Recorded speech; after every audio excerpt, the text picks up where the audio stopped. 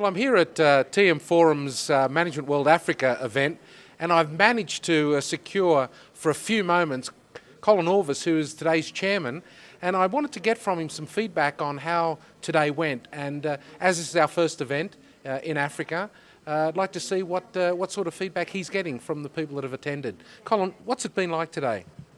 Actually, I'm very impressed by the turnout, which was excellent. We had a full room.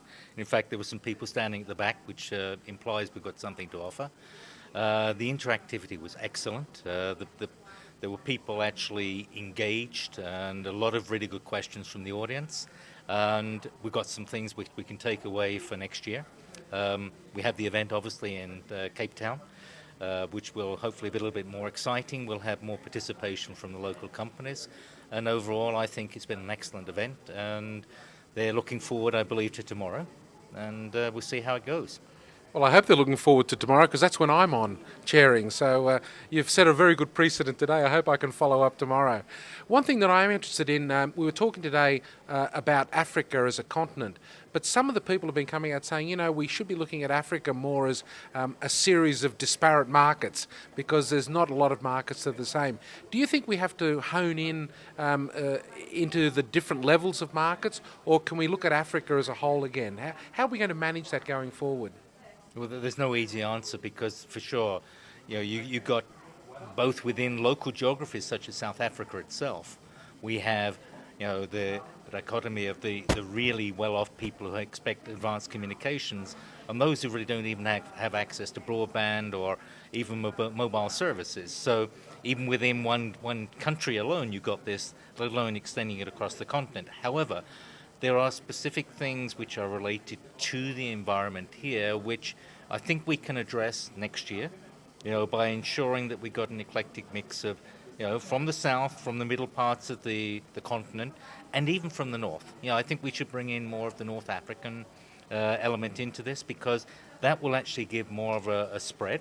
And I think with that, we'll be able to address a lot of the issues that they're coming up with. Some of the speakers mentioned today that we should probably be honing in on more of the telemanagement forums processes and having more sessions at a technical level. Do you think that's a fair comment today? For sure, they're looking at how. In reality, one of the expectations was they will walk away from here with almost the cookbook of how they can improve their operations, how they can put new systems in and become a better operator. And of course, we have this as a foundation within, you know, the business framework. We've got it within the SD, the service delivery framework, etc. We have these tool sets, but you know, it's not the cookbook that they're looking for. And so we either do this through case studies, or maybe we go and actually have some breakout sessions which address this next year. And lastly, some interesting comments came out, particularly from questions that the audience gave us, saying that maybe Africa can teach the rest of the world a few lessons.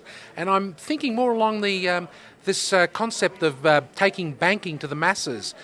We have some very, very advanced mobile banking and mobile payment systems already established in the continent here.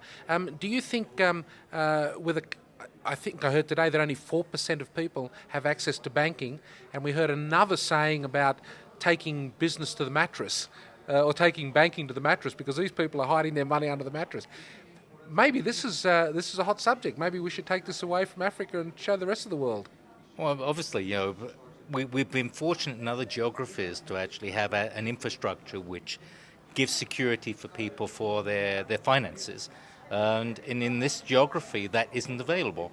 And the communications media, the phone, you know, can actually be a storage device for money, which becomes a replacement for the bank.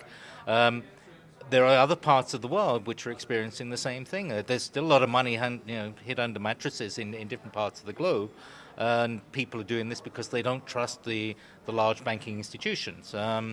So why can't this be taken elsewhere? I agree. It's something which is maybe, you know, something to consider, and if we can learn from this continent, why not? Maybe we should look at setting up a bank out here. What do you think? I don't know about setting up a bank, actually. Setting up a communications provider that is actually giving the services that people want, which actually, to be honest, the theme that came across today was most of the operators don't actually give a damn about the customer that much. So I think if we set up an operator which said please and thank you to customers and did what they want, then we might have a business that works. Colin Orviss, thanks very much for your input from today's event, and hope to see you tomorrow. Thank you very much, Tony.